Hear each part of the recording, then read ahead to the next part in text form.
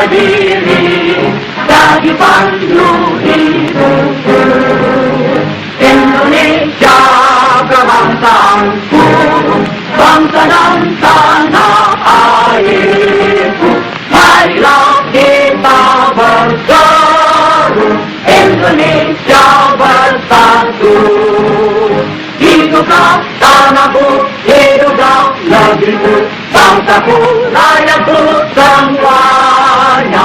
Bangunlah jiwanya, bangunlah badannya untuk Indonesia Raya. Indonesia Raya, merdeka, merdeka, tanahku, negeriku yang kucinta.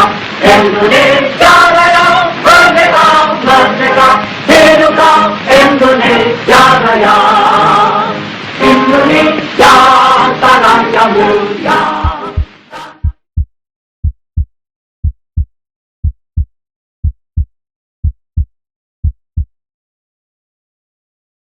Pada tanggal 15 Agustus 1945, Kaisar Hiroto memerintahkan penghentian permusuhan terhadap sekutu. Setelah sebelumnya, yaitu pada tanggal 6 dan 9 Agustus 1945, sekutu menjatuhkan bom atom di kota Hiroshima dan Nagasaki. Berita tentang gencatan senjata yang dilakukan oleh Jepang ini disiarkan di radio Jepang dari Tokyo. Ternyata siaran tersebut tertangkap di Indonesia dan Sultan Syahrir mendengarnya. 深く世界の体制と帝国の現状とに鑑み非常の措置をもって自局を収拾せんと欲しここに Apakah kalian mendengar tentang kekalahan Jepang? Belum, Bung. Benarkah itu? Apa yang terjadi dengan Jepang? Dari yang kudengar, Jepang telah menjatuhkan bom di kota Hiroshima dan Nagasaki. Oleh karena itu, Jepang melakukan gencatan senjata. Kalau begitu, Jepang sudah tak ada wewenang di negara kita. Kita harus memanfaatkan momen ini. Setelah mendengar berita kekalahan Jepang, Khairul Saleh segera merencanakan pertemuan dengan anggota golongan muda lainnya untuk membicarakan masalah proklamasi kemerdekaan. Pertemuan ini dilangsungkan di Jalan Cikini nomor 71 Jakarta pukul 8 malam. Teman-teman sekalian, sudahkah kalian mendengar berita tentang kekalahan Jepang? Belum kawan, dari mana engkau tahu tentang itu? Barusan saya dan Sukarni berkumpul dengan Syahrir. Ia mendengar siaran radio Jepang yang mengumumkan tentang gencatan senjata itu. Berarti negeri kita sekarang dalam keadaan vacuum of power. Benar, demikian saya mengumpulkan kalian semua di sini untuk membicarakan masalah itu. Kita harus memanfaatkan kondisi saat ini untuk memproklamasikan kemerdekaan. Tepat sekali. Kalau begitu, kita harus membagi tugas.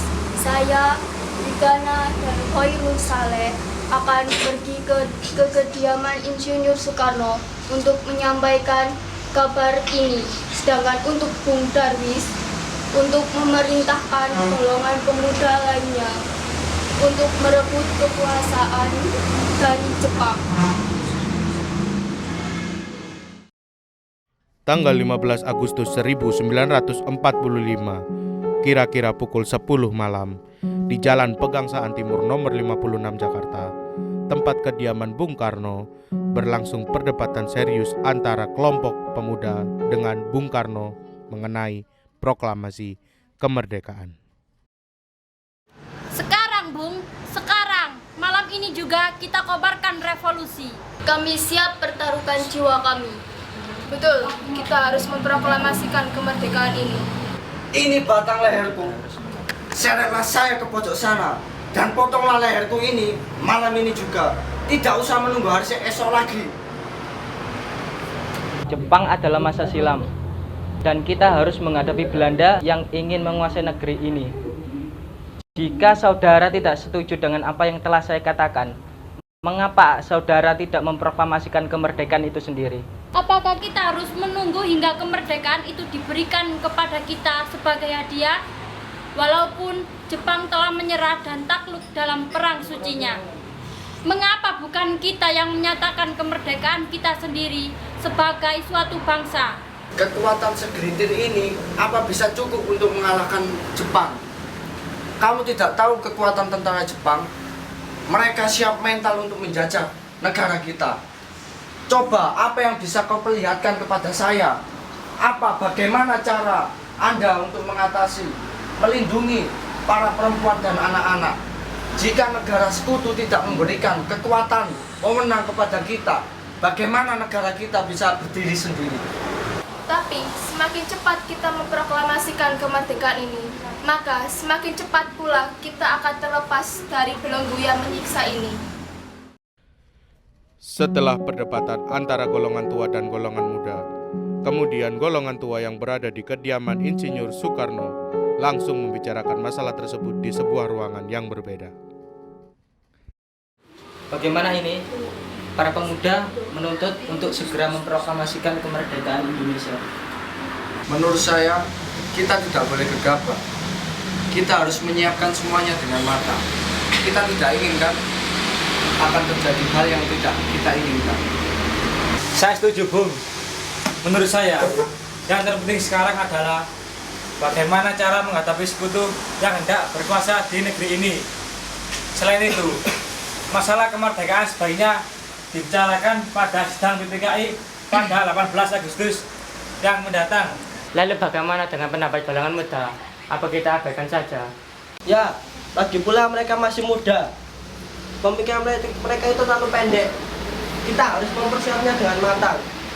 Kalau tidak, bagaimana jika nanti semuanya berantakan? Baiklah, Bung. Berarti kita semua sudah sepakat. Setelah kami berunding tadi, kami memutuskan untuk tidak tergesa-gesa dalam memproklamasikan kemerdekaan Indonesia. Setelah meninggalkan tempat kediaman Insinyur Soekarno, mereka tetap bersikukuh untuk segera memproklamasikan kemerdekaan. Mereka pun menyusun strategi bagaimana membujuk Insinyur Soekarno dan Muhammad Hatta untuk memproklamasikan kemerdekaan sesegera mungkin. Assalamualaikum.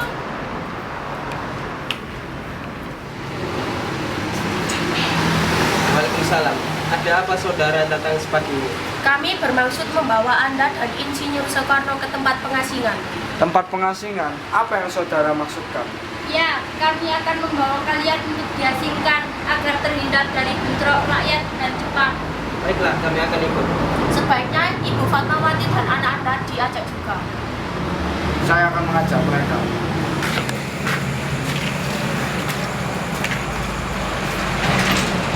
Assalamualaikum.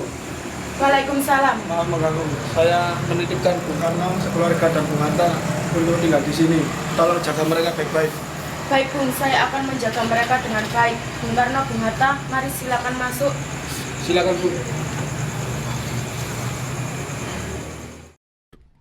Hilangnya Insinyur Soekarno dan Muhammad Hatta secara misterius pagi itu menimbulkan kepanikan di kalangan pemimpin Jakarta.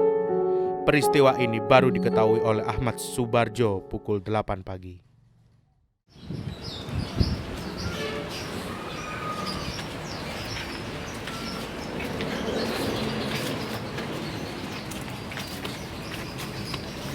Apakah Anda tahu tentang keberadaan Insinyur Soekarno dan Bung Hatta? Maaf, Bung, saya tidak tahu. Kau bisa percaya padaku, Nak. Baiklah, kami akan menunjukkan tempatnya di Rengas Dengklok. Setelah sampai di Rengas Dengklok, Ahmad Subarjo segera melakukan perundingan dengan Insinyur Soekarno, Muhammad Hatta, dan para golongan muda dan tua lainnya yang ada di sana. Sekarang jelaskan, mengapa saudara membawa kami di sini?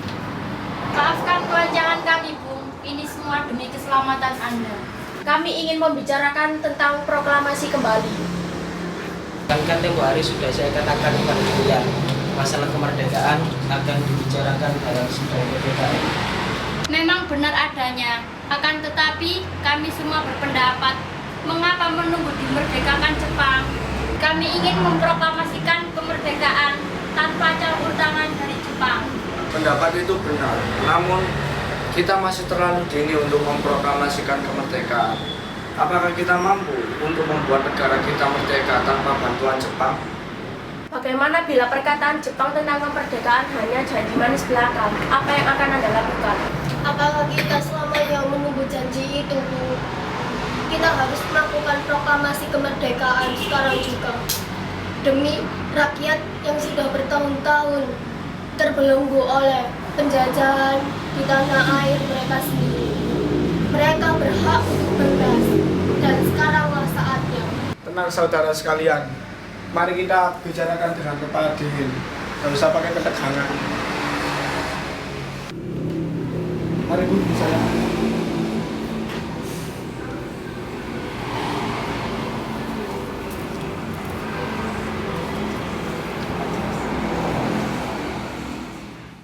Silakan duduk dulu. Saya ini mengerti tentang perhitungan Anda berdua, tentang teks proklamasi. Tetapi saya percaya kalau kita bisa merencanakan teks proklamasi tersebut. Tapi apakah kita bisa? Akankah ini semua mungkin dilakukan? Tentu saja kita bisa, Bu. Asalkan kita mencari jalan keluar. Masalahnya, Bu, kesempatan tidak akan berulang kedua kali ini. Baiklah, saya setuju.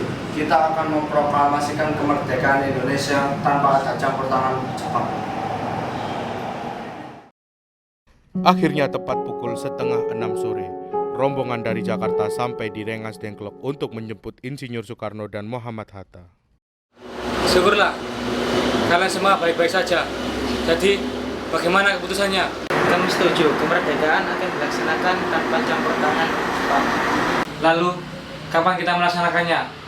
Menurut saya, bagaimana jika besok pasukan pemuda di Jakarta sudah siap? Iya, jika mungkin. Kita akan melaksanakannya besok pagi.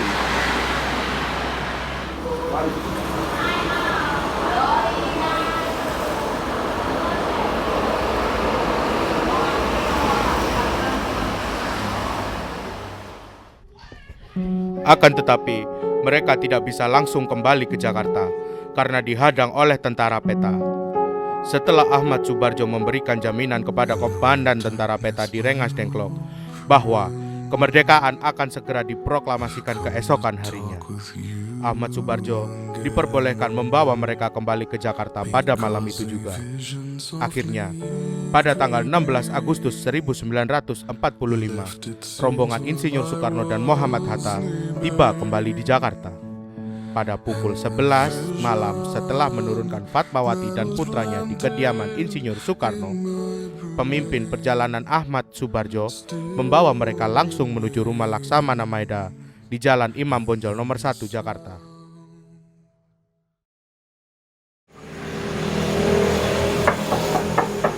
Selamat malam.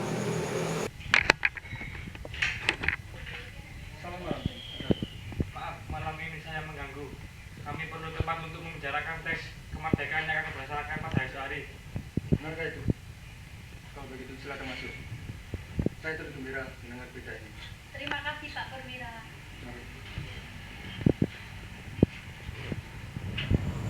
Bagaimana jikalau di dalam teks proklamasi kita tuliskan kata proklamasi dengan suara yang lantang? Baiklah, saya setuju. Saya juga setuju, Bung.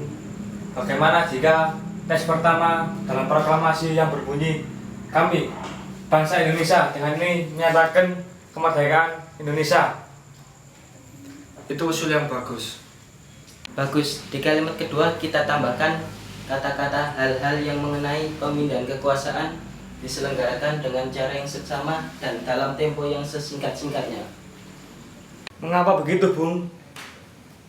Menurut saya, kalimat pertama hanya mencerminkan kemauan bangsa Indonesia untuk menentukan nasibnya sendiri. Selain itu, pernyataan terakhir sebaiknya berisi pemindahan kekuasaan. Itu perlu. Kami setuju, Bung.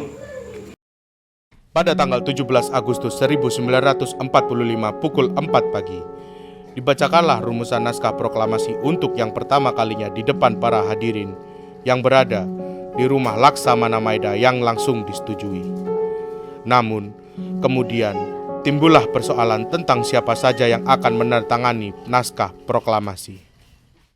Menurut saya, naskah ini jangan ditandatangani oleh anggota PPKI.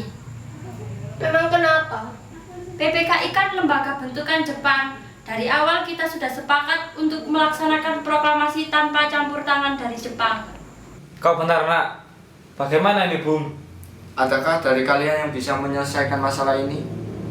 Saya punya usul. Yang menandatangani teks cukup 2 orang saja, yaitu Bung Karno dan Bung Hatta. Usul yang bagus. Bagaimana hadirin? Saya setuju. Saya juga punya usul. Bagaimana jika tanggal 17 Agustus 1945 menjadi Jakarta hari 17 bulan 8 tahun 45? Saya punya usul lagi. Bagaimana jika kalimat wakil-wakil bangsa Indonesia diganti menjadi atas nama bangsa Indonesia? Karena yang menandatangani 2 orang, yaitu Bung Karno dan Bung Hatta. Bagaimana? Semua usul sangat bagus. Bagaimana hadirin? Kami setuju. Tolong kau ketik teks proklamasi ini dan jagalah sebaik-baiknya. Baik, Bu, akan saya ketik. Setelah pulang ke rumah masing-masing, kemudian para pemuda mengirimkan kurir-kurir untuk menyampaikan bahwa saat proklamasi telah tiba. Mereka juga mengatur pelaksanaan penyiaran berita proklamasi kemerdekaan, menyebarkan beberapa pamflet ke penjuru Jakarta dan sekitarnya. Pengeras suara diusahakan adanya. Semua dilakukan agar rakyat dapat turut menyaksikan momen paling berharga untuk bangsa Indonesia. Pada saat yang sama, Insinyur Soekarno dan Ibu Fatmawati sampai di kediaman mereka dan berbincang sejenak. Alhamdulillah ya, semuanya berjalan dengan lancar. Terima kasih telah menemani saya di saat-saat yang menguras pikiran ini. Iya, sama-sama.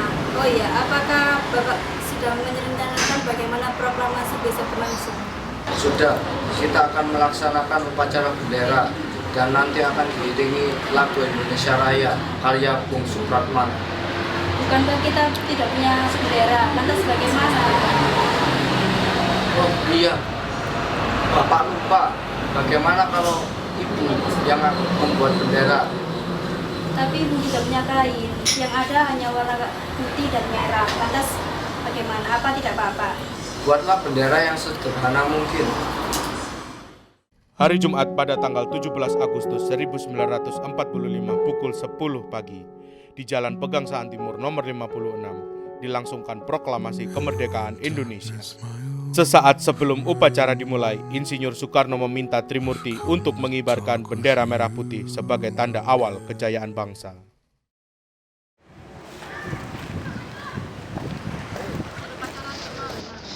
Trimurti, tolong kibarkan bendera ini sebagai lambang kejayaan bangsa kita.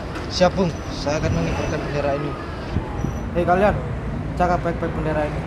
Kalian mendapatkan kehormatan untuk mengibarkan bendera ini pertama kali dalam sejarah Indonesia. Siap, Komandan. Kami tidak akan mengecewakan Anda.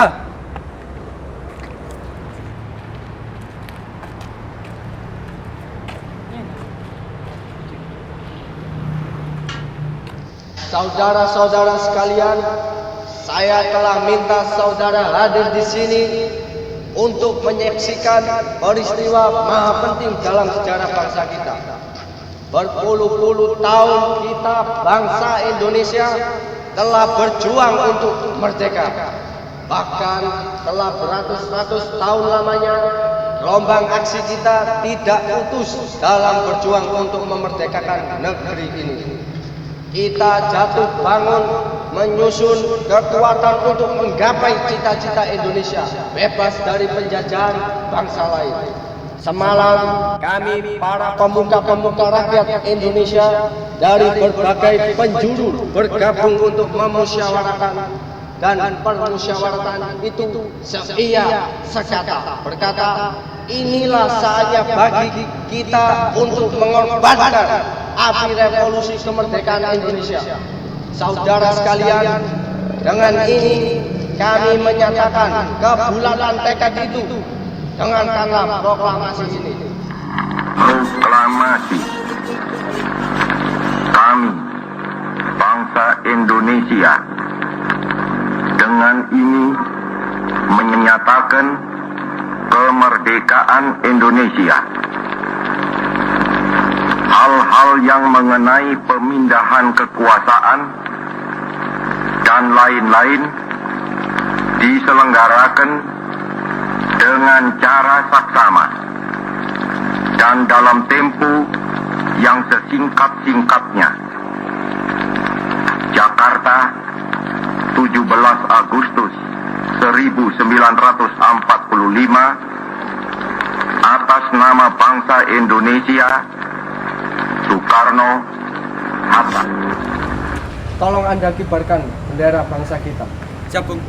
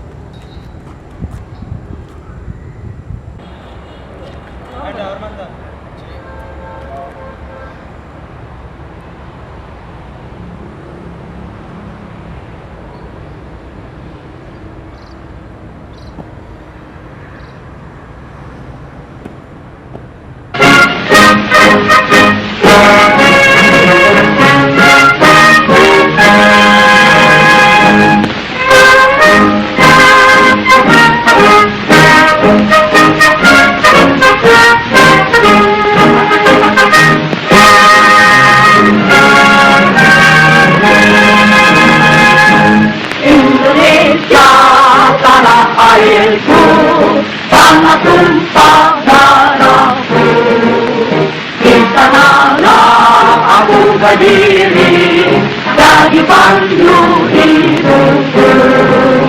Indonesia kebangsaanku, bangsa dan tanah airku.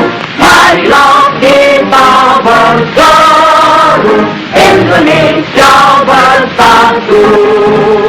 Hiduplah tanahku, hiduplah negeriku, bangsaku, rakyatku semuanya. Bangunlah jiwanya, bangunlah badannya untuk Indonesia Raya. Indonesia Raya, merdeka, merdeka, tanahku, negeriku yang ku cinta. Indonesia Raya, merdeka, merdeka, hiduplah Indonesia Raya.